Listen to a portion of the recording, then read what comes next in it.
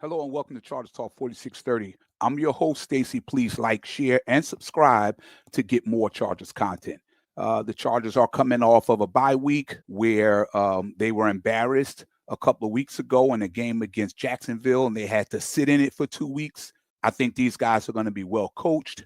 I think these guys are going to be prepared. I think these guys was embarrassed by their performance, and I think we're going to see the best version of these Chargers down the stretch, mainly in this particular game against the Las Vegas Raiders.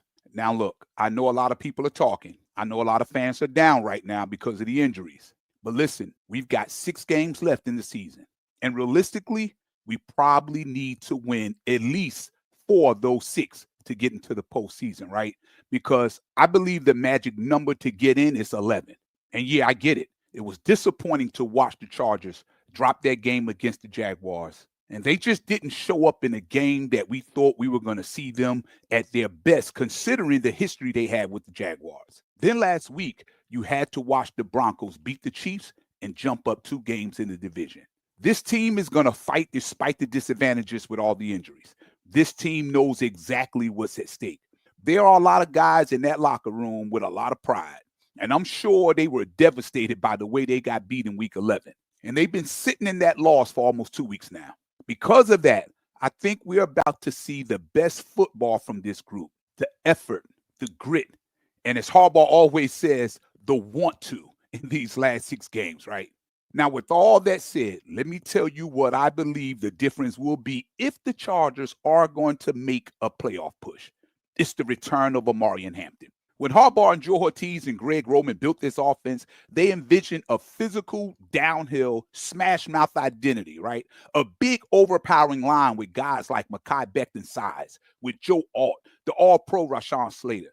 That group was built to punish people in the trenches. And the engine behind that vision was supposed to be a big, physical, and punishing backfield, including Najee Harris, right? Into Omarion Hampton, a freak of nature, a first-round pick with speed, power, elusiveness, and the ability to run through contact or take it for 60 yards. Now, before he went down, you saw flashes of everything he brings to the table, and you saw it start to come together in that game against the Giants.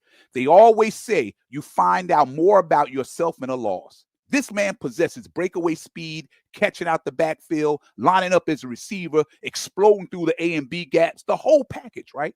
And here's the truth. You didn't realize how much the Chargers was going to miss Omarion Hampton until he wasn't there. Kamani Vidal came in and gave you a couple of good games and played solid in spurts, right? But let's face it, he's not Omarion Hampton. Having this dude back, this nightmare to tackle, changes the entire offense. It brings back the threat you were missing. It opens the floodgates for Ladd McConkey and Keenan Allen and Oronde Gaston, right? To make plays over the middle and deep downfield. It also helps the offensive line. It helps Justin Herbert. It helps the whole identity of what this team wanted to be. So if the Chargers are going to win at least 4 of these last 6 games and make a real push for the playoffs, the X factor has got to be Omarion Hampton. His return could be the spark that changes everything. So as we head into this final stretch, here's what I'm looking for: effort, identity, and execution. The Chargers don't have to be perfect. They have to be themselves.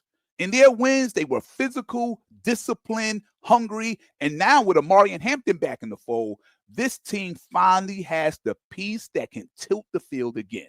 It's gut check time. 6 games left. A locker room full of pride. A coach who preaches toughness and want to. And as y'all can see, I love using Harbaugh's term, want to. And a roster that, despite the injuries, still has the firepower to make some noise. So buckle up, Boat Nation, because one way or another, we're about to find out exactly who the 2025 Los Angeles Chargers really are.